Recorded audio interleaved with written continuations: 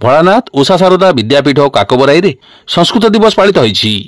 एही कार्यक्रम रे विद्यालय प्रधान शिक्षयित्री सभापतित्व करथुवा बेले मुख्य वक्ता भाव में डॉक्टर कुमार चंद्र मिश्र, सम्मानित अतिथि भाव में बड़पाल ग्राम पंचायत सरपंच इंजीनियर कमल लोचन पंडा प्रमुख उपस्थित रही। क्रीड़ा शिक्षक प्रियव्रत दे मंच परिचालना करथिबा बेले अरुंधत्री जेना अतिथि परिचय प्रदान करथिले एवं अन्य सह शिक्षक सह शिक्षयित्री सेमानकर कार्यक्रम को परिचालना करिबारे सहयोग करथिले। विद्यालय संस्कृत शिक्षयित्री और वरण्य अतिथि माने निज निजर अभिभाषण रे छात्र छात्री मानकु आगामी दिन में निजर नीतिदिन में संस्कृत भाषार व्यवहार करने को परामर्श देथिले। विद्यालय छात्र छात्री मानक द्वारा वक्तृता, गीता, श्लोकावृत्ति, नृत्य एवं अभिनय प्रतियोगिता करा जाई कृति छात्र छात्री मानक अतिथियों द्वारा पुरस्कृत करा जायतिला। वरण्य अतिथि मानक उत्तरीय और उपहार दे एही अवसर में संबर्धित करा जायतिला। समस्त कार्य विद्यालय संस्कृत शिक्षयित्री श्रीमती राजश्री पाणिग्राही तत्वावधान में संपन्न होइतिला।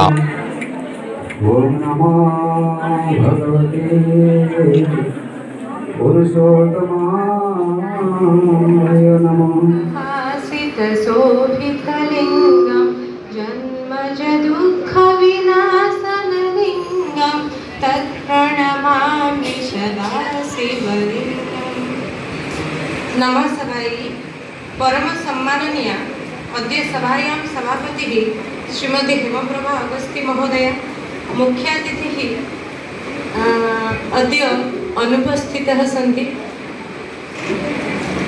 मुख्य वक्ता संस्कृत अनुरागी विद्वान डॉक्टर कुमार चंद्र मिश्र महोदय, परम आदरणीय अस्माकं शुभचिन्तकः सरपंच इंजीनियर कमल लोचन पंडा महाभागः, सर्वेषां कृते संस्कृत दिवसस्य शुभाशयः। तथैव सभायाम् उपस्थिताः सर्वे शिक्षक शिक्षिकाश्च तेषां कृते अपि मम नमस्कारः। प्रिय शिष्यगणान् कृते मम शुभकामना। अद्य वयं संस्कृतदिनस्य आचरणार्थम् अत्र सम्मिलिताः स्मः। समग्र विश्वे प्रतिवर्षं श्रावणी पूर्णिमा अवसरे संस्कृत दिवसं पाल्यते।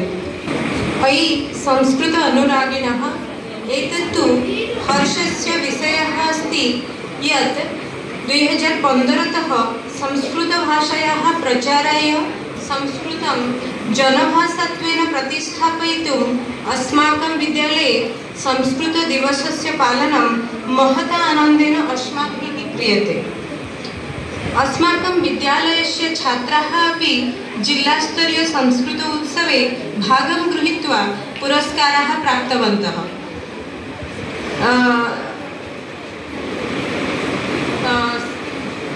तेषु संस्कृतगीतगायनं, नृत्यादि प्रदर्शनं कृत्वा दर्शकानां हृदयं मोहयन्ति। विद्यालयर समस्त सहशिक्षक शिक्षयित्रीगण तथा मोर स्नेहर भाई भौणी मैंने आम समस्ते जाचु संस्कृत हूँ देवभाषा, सबु भाषार जननी हूँ संस्कृत। यहाँ प्रायतः समस्ते ये बसी सबू छात्र छात्री मैंने जानते। वक्तृतार बेसी समय नेबिनी। आज जो ये संस्कृत दिवस पालन करा जाउछि, ए संस्कृत दिवस पालन अवसर में एत सुंदर आयोजन वास्तव में मो बसिकी किमर्थं भवन्तु छात्र कक्षायाः बहिः प्रचलति स्म। विद्यालये विद्यादातव्या। भो छात्राः आगच्छन्तु, उपविशन्तु।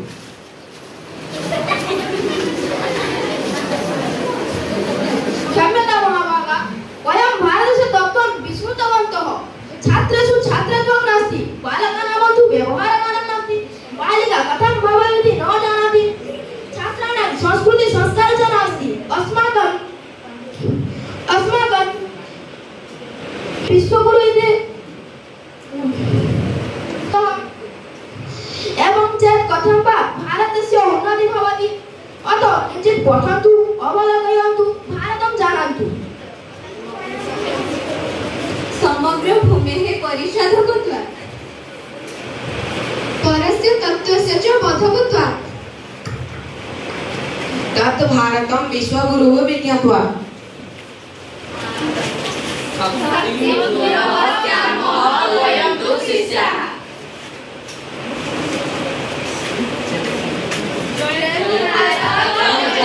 संस्कृत